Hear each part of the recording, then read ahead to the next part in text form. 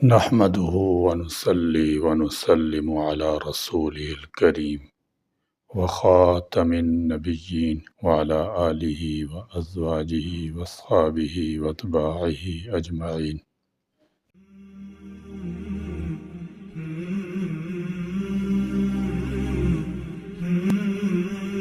نبی کریم صلی اللہ تعالی علیہ وسلم کی سیرت کا مطالعہ کرنا ہمارے ایمان کا حصہ بھی ہے اور حکم ربانی بھی ہے۔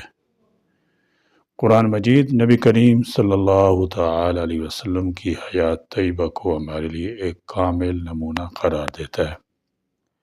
اخلاق و آداب کا کون سا ایسا معیار ہے جو آپ صلی اللہ تعالی علیہ وسلم کی حیات مبارکہ سے نہ ملتا ہو؟ اللہ تعالیٰ جل شانہ نے نبی کریم صلی اللہ تعالی علیہ وسلم کے ذریعے دین اسلام کی تکمیل ہی نہیں بلکہ نبوت اور رہنمائی کے سلسلہ کو آپ کی ذات اقدس پر ختم نبوت کے خاتمہ کے ساتھ ساتھ سیرت انسانیت کی بھی تکمیل فرما دی کہ آج کے بعد اس سے بہتر ارفع و اعلیٰ اور اچھے خوبصورت نمونہ و کردار کا تصور بھی ناممکن اور محال ہے۔ اب اس نقطۂ نظر سے پیغمبر اسلام صلی اللہ تعالی علیہ وسلم کی زندگی کا مطالعہ کیجیے۔ خوشی، غم، فتح و شکست، موت و پیدائش، خواب و بیداری، نشست برخاست، ملاقات، تعزیت، عبادات، مالی لین دین، خرید و فروخت، قرض، رہن، ہبہ، مضاربت، نکاح، ازدواجی زندگی، طلاق و تفریق، جرم و سزا، زراعت، مزدوری، اصول حکمرانی، جنگ و امن کے قوانین، عدل و انصاف کے ضوابط، ملی ربط و تعلق، زندگی کے کوئی گوشہ ایسا نہیں جس میں آپ صلی اللہ تعالی علیہ وسلم کا اسوہ موجود نہ ہو۔ یہاں تک کہ سنجا کے آداب اور میاں بیوی کی نجی تعلقات میں بھی آپ صلی اللہ تعالی علیہ وسلم کی ہدایات اور رہنمائی ہمارے سامنے ہے، اور پیدائش سے وفات تک آپ کی پوری سیرت اس طرح ہمارے سامنے ہے گویا کوئی کاغذی انسائکلوپیڈیا تیار کر دی گیا ہو۔ حضور اکرم صلی اللہ تعالی علیہ وسلم مخالفین کے سامنے جب بھی دعوت پیش کرتے جذباتی استدلال کے بجائے عقلی استدلال سے کام لیتے۔ جذباتی استدلال بے شک بڑا سریع الاثر ہوتا ہے، لیکن انسانی جذبات ہمیشہ یکساں نہیں رہتے، ان میں اتار چڑھاؤ آتا رہتا ہے اور اس اتار چڑھاؤ کے مطابق زندگی متاثر ہوتی ہے۔ جذبات ٹھنڈے پڑ جائیں تو جذباتی استدلال بھی دلوں میں اپنی جگہ چھوڑ دیتا ہے یا کوئی نیا جذبہ اس کی جگہ لے لیتا ہے۔ اس کے برعکس عقلی استدلال انسان کو اپنے موقف پر ہمیشہ قائم رکھتا ہے۔ جب کوئی شخص کسی دعوت کو حق سمجھ کر شعوری طور پر قبول کرتا ہے تو پھر اس کے قدم بھی متزلزل نہیں ہو پاتے۔ حضور اکرم صلی اللہ تعالی علیہ وسلم لوگوں کو غور و فکر کی دعوت دیتے اور ذہنوں کو فکر و تدبر کے لیے آمادہ کرتے تاکہ حق کو قبول کریں تو شعوری طور پر قبول کریں۔ اسلام کی بنیادوں حتیٰ کہ توحید و رسالت تک کا تصور دل و دماغ میں جاگزین کرنے کے لیے عقلی دلائل اور فکر سے کام لیتے، اس کے لیے مشاہداتی دلائل دیتے جن کا تعلق آفاق سے بھی ہوتا اور انسان کے اپنے نفس سے بھی۔ حضور اکرم صلی اللہ تعالی علیہ وسلم مناظرے اور بحث مباحثے سے ہمیشہ دامن بچاتے۔ مناظرہ اور بحث مباحثہ دراصل خود حق کے راستے میں سب سے بڑی رکاوٹ بن جاتا ہے، اس لیے کہ مخالف احقاق حق سے زیادہ اپنی بات کرنے، اپنی بات منوانے، اپنی ساری قوتیں صرف کر دیتا ہے۔ اپنے دلائل کمزور پا کر اس کے اندر جھنجھلاہٹ اور تلخی پیدا ہو جاتی ہے۔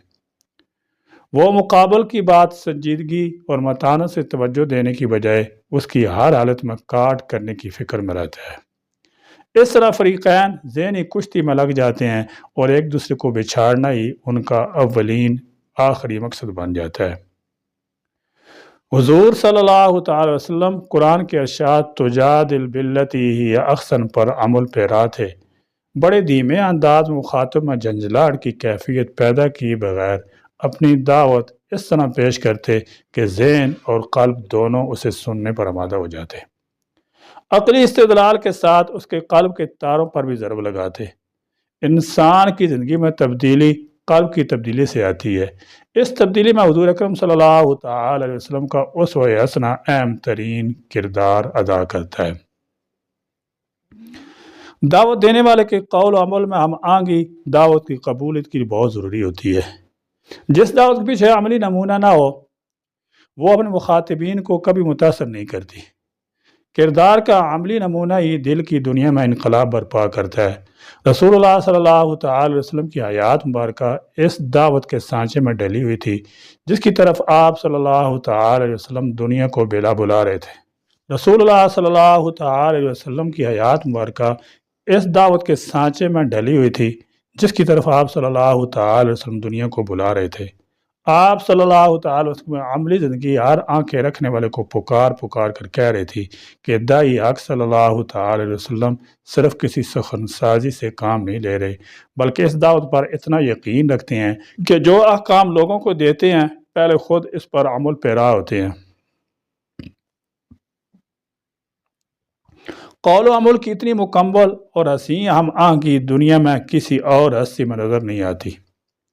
یہی وجہ ہے کہ حضور اکرم صلی اللہ تعالی وسلم کی جان کے دشمن اور دعوت حق کے شدید ترین مخالف جب آپ صلی اللہ تعالی وسلم کو بالکل قریب سے دیکھتے تو بے اختیار پکار اٹھتے کہ واقعی آپ صلی اللہ تعالی وسلم کے سچے فرستادہ ہیں، اور حلقہ غلامی میں شامل ہو کر اپنا تن من دھن اس دعوت کے لیے وقف کر دیتے۔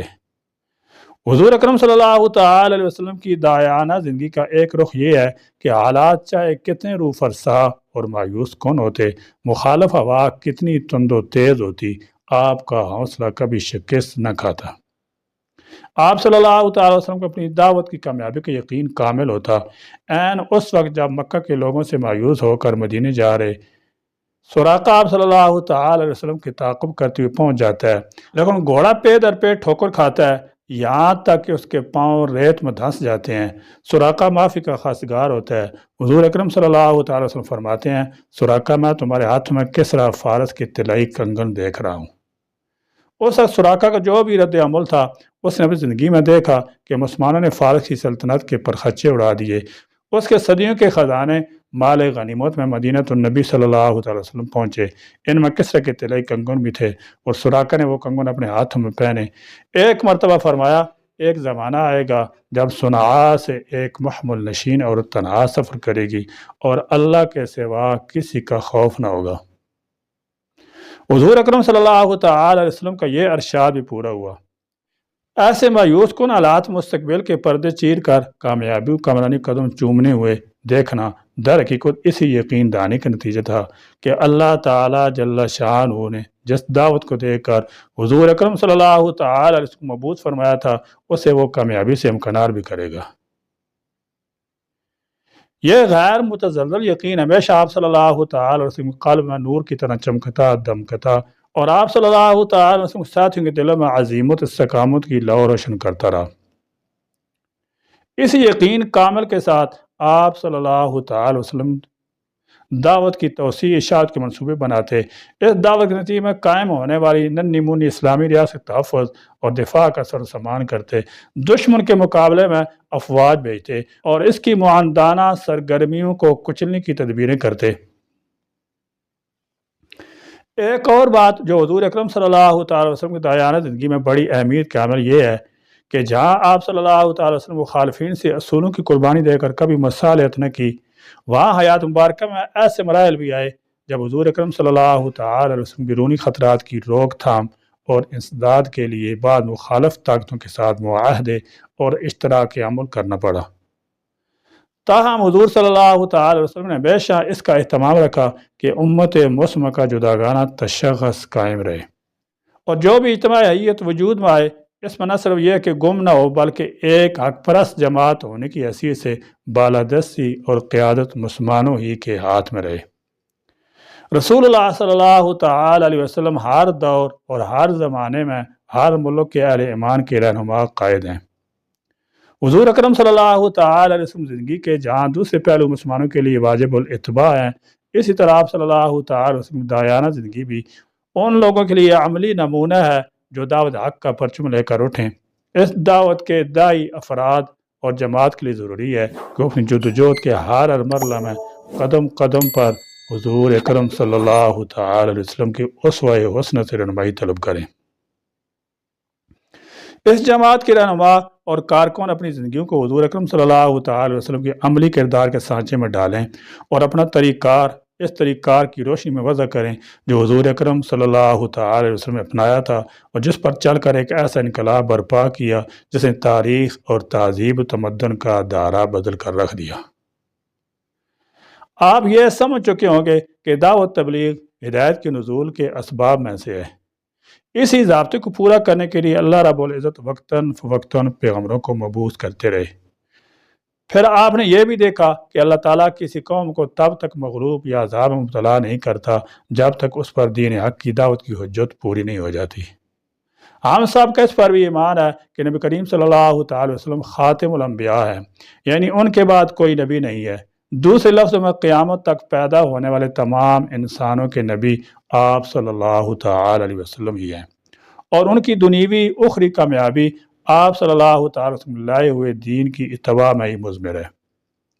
جیسے قرآن گواہی دے رہا ہے، آپ فرما دیں اے لوگو میں تم سب کی طرف اس اللہ کا رسول بن کر آیا ہوں جس کے لیے تمام آسمانوں اور زمین کی بادشاہت ہے، اس کے سوا کوئی معبود نہیں، وہی جلاتا ہے وہی مارتا ہے، سو تم اللہ اس کے رسول صلی اللہ تعالی وسلم پر ایمان لاؤ جو شان امیت کا حامل نبی ہے، یعنی اس نے اللہ کے سوا کسی سے کچھ نہیں پڑھا، وہ جمیع خلق سے زیادہ جانتا ہے، اور کفر و شرک کے معاشرے میں جوان ہوا مگر بطن مادر سے نکلے ہوئے بچے کی طرح معصوم اور پاکیزہ ہے، جو اللہ پر اس کے سارے نازل کردہ کلاموں پر ایمان رکھتا ہے، اور تم انہی کی پیروی کرو تاکہ تم ہدایت پا سکو۔ سورۃ الاعراف آیت نمبر 158۔ پھر ہم یہ بھی جانتے ہیں کہ آپ صلی اللہ تعالی علیہ وسلم کو صرف 23 سال ہی کار دعوت کے لیے ملے اور اس کے جو نتائج سامنے آئے وہ تاریخ کا حصہ ہیں۔ اب سوال یہ ہے کہ دنیا کی ساری اقوام تک آپ صلی اللہ تعالی وسلم کو لایا و دین پہنچانے کی ذمہ داری آخر کس کی ہے؟ بلکہ اس نے ساری قوموں میں دین کی دعوت پہنچانے کی ذمہ داری امت مسلمہ یعنی ہم سب کے اوپر ڈالی ہے۔ قرآن کا پیغام ہے تم بہترین امت ہو جو تمام انسانوں کی رہنمائی کے لیے ظاہر کی گئی ہے کہ تم نیک باتوں کا حکم دیتے ہو اور بری باتوں سے روکتے ہو اور اللہ تعالیٰ پر ایمان رکھتے ہو۔ سورہ آل عمران آیت نمبر 110۔ یعنی یہ امت لوگوں کی ہدایت اصلاح کے لیے پیدا کی گئی ہے تاکہ انہیں بھلائیوں کی طرف بلائے اور منکرات سے روکے۔ دوسرے لفظوں میں یہ کہیں کہ یہ امت نبی کریم صلی اللہ تعالی وسلم کی کار دعوت میں شریک ہے۔ اب اس کی یہ ذمہ داری ہے کہ تمام قوموں کو ان کی زبان میں دین کی دعوت کو پہنچائے۔ قرآن کریم کی یہ آیت بھی اس پر صریح دلالت کرتی ہے۔ آپ فرما دیجئے کہ میری راہ یہی ہے کہ بلاتا ہوں لوگوں کو اللہ کی طرف بصیرت کے ساتھ، میں بھی اور وہ بھی جو میرا اتباع کرنے والے ہیں، اور اللہ پاک ہے اور میں شریک کرنے والوں میں سے نہیں ہوں۔ سورہ یوسف آیت نمبر 108۔ بیان کردہ آیات سے تو یہی بات سمجھ میں آتی ہے کہ دعوت تبلیغ کی یہ ذمہ داری رسول پاک صلی اللہ تعالی وسلم کے ہر ایک امتی پر ہے۔ اس فریضے کی ادائیگی کے لیے پوری کی پوری شریعت کا عالم ہونا بھی ضروری نہیں، بلکہ دین کا جو کچھ بھی علم ہو اسے دوسروں تک پہنچانے کی ترغیب دی گئی ہے۔ آپ صلی اللہ تعالی وسلم نے فرمایا میرا پیغام لوگوں تک پہنچاؤ اگرچہ ایک ہی آیت ہو، صحیح بخاری۔ لیکن علماء کے سلسلے میں آپ صلی اللہ تعالی وسلم کا یہ فرمانا کہ وہ انبیاء کے وارث ہیں ان کے اوپر ایک خصوصی ذمہ داری عائد کرتا ہے، اور یہ ظاہر ہے کہ دعوت تبلیغ کا حق بھی وہی لوگ ادا کر سکتے ہیں جو علم والے ہیں۔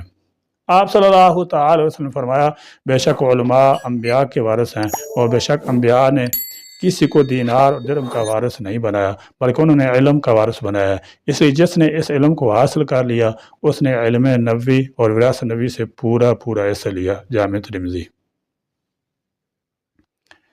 حدیث کے الفاظ یہ اشارہ کرتے ہیں کہ ہر وہ شخص عالم ہے جس نے علوم نبوت سے وافر حصہ جمع کر لیا اور جس کی قرآن و سنت پر گہری نگاہ ہو، خواہ اس نے وہ علم کسی ذریعے سے حاصل کیا ہو، رسمی یا غیر رسمی۔ چنانچہ ایسے ہر شخص پر علوم نبوت کا وارث ہونے کی حیثیت سے دعوت دین کی خصوصی ذمہ داری عائد ہوتی ہے۔ دوسری اہم بات یہ ہے کہ دوسری قوموں تک ان کی زبان اسلوب میں دعوت پہنچانے کے لیے یہ بھی ضروری ہے کہ قرآن حدیث اور دیگر اسلامی علوم کو دنیا کی تمام اقوام کی زبانوں میں منتقل کیا جائے، جس میں عصری علوم سے وابستہ اس طبقے کی معاونت ضروری ہوگی، بلکہ ان کی مدد کے بغیر اس ہدف کو حاصل کرنا ممکن نظر نہیں آتا۔ اس لیے ضرورت اس بات کی ہے کہ اس طبقے کو دین اور دینی علوم سے قریب لایا جائے، انہیں ان کی ذمہ داری کا احساس دلایا جائے، ساتھ ہی انہیں یہ سمجھایا جائے کہ وہ دین کی ترویج اشاعت کے لیے اپنی صلاحیتوں سے کیا کچھ کر سکتے ہیں۔ یہ دونوں طبقے ایک دوسرے کے معاون بن کر دعوت تبلیغ، تصنیف تالیف کا کام کریں تو بہت کچھ حاصل کیا جا سکتا ہے۔ لیکن علماء جب تک اپنی روایتی سوچ سے باہر نہیں نکلیں گے اور مسلک سے اوپر نہیں اٹھیں گے، یہ کام نہیں ہو سکتا۔ انہیں فروعی مسائل کے اختلافات سے چشم پوشی کر کے اصول دین اور ان کی دعوت پر باہم متحد ہونا چاہیے۔ نیز ان کو اپنے مدارس کے نصاب میں بھی ضروری تبدیلی لانی چاہیے اور اس کا رخ مختلف اقوام کے لیے داعیوں کی تیاری کی طرف موڑنا چاہیے۔ الحمدللہ بعض علماء کے ذہن میں یہ باتیں آئی ہیں اور بعض اداروں میں یہ کام شروع ہو چکا ہے، لیکن وہ کافی نہیں ہے۔ زیادہ تر مروجہ اداروں کا نصب العین اپنے مسلک کا تحفظی بن کر رہ گیا ہے۔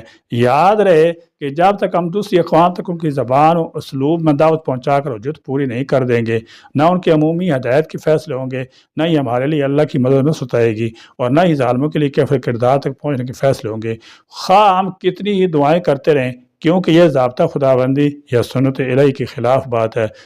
ہماری اکثریت کا معاملہ تو یہ ہے کہ اسے اپنی اس ذمہ داری کا احساس بھی نہیں، وہ دوسرے کے دین و ایمان کی فکر کیا رکھیں جبکہ خود دین سے بیگانہ ہو کر زندگی گزار رہے ہیں۔ دیکھا جائے تو ہم خود ظالم بن چکے ہیں، کیونکہ ہم نے اللہ اس کے رسول صلی اللہ تعالی وسلم دی ہوئی ذمہ داری کو نہیں نبھایا۔